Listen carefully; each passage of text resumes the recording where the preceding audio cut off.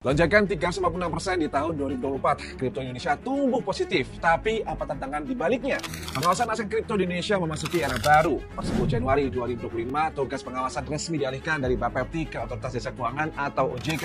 Langkah ini dilakukan berdasarkan POJK nomor 27 tahun 2024 yang memberikan panduan teknis komprehensif bagi pelaku industri. Transaksi kripto selama Januari hingga November 2024 telah mencapai angka 556,53 triliun, meningkat 356% dibandingkan tahun sebelumnya. Tapi apa saja yang berubah? Simak 7 perbedaan utama pengawasan dari Bapepti ke OJK. Pertama, ruang lingkup pengawasan. Dari Bapepti sebelumnya fokus pada perdagangan aset kripto sebagai komoditas di pasar berjangka. Kali ini di OJK mengawasi aset kripto dalam konteks sektor keuangan yang lebih luas, mencakup perlindungan konsumen dan stabilitas keuangan.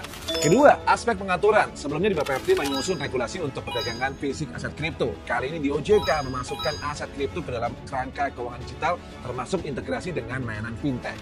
Yang ketiga, pendekatan regulasi. Sebelumnya di Bapepti berbasis komoditas dengan fokus pada mekanisme perdagangan.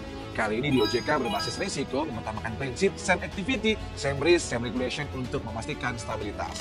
Keempat, perlindungan konsumen. Sebelumnya di Bapepti, transparansi dan integritas pasar menjadi fokus utama. Kali ini di OJK, menawarkan perlindungan konsumen yang lebih komprehensif melalui edukasi, pengaduan, dan penegakan hukum.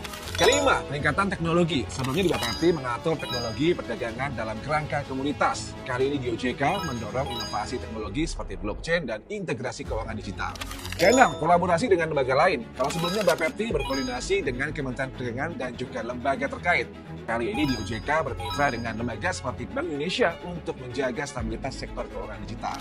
Ketujuh, tujuan akhir, di mana Bapepti menjadikan kripto sebagai komoditas yang aman di pasar berjangka. Sementara di OJK mengintegrasikan kripto dalam ekosistem keuangan nasional untuk mendukung inklusi keuangan dan inovasi.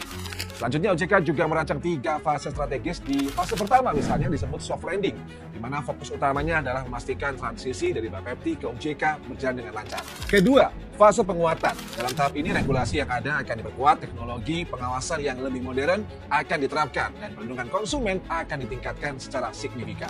Dan terakhir adalah fase pengembangan yang berfokus pada inovasi dan integritas aset kripto ke dalam sistem keuangan digital nasional. Peralihan ini menandai transformasi besar dalam pengelolaan aset kripto di Indonesia dengan pendekatan berbasis teknologi, transparansi yang ditingkatkan, dan perlindungan konsumen yang lebih baik. Masa depan industri kripto terlihat semakin cerah. Dengan regulasi OJK, Indonesia diharapkan mendapat menarik lebih banyak investor lokal dan juga global. Gimana menurut kamu? Apakah regulasi baru ini cukup untuk mendukung pertumbuhan industri kripto?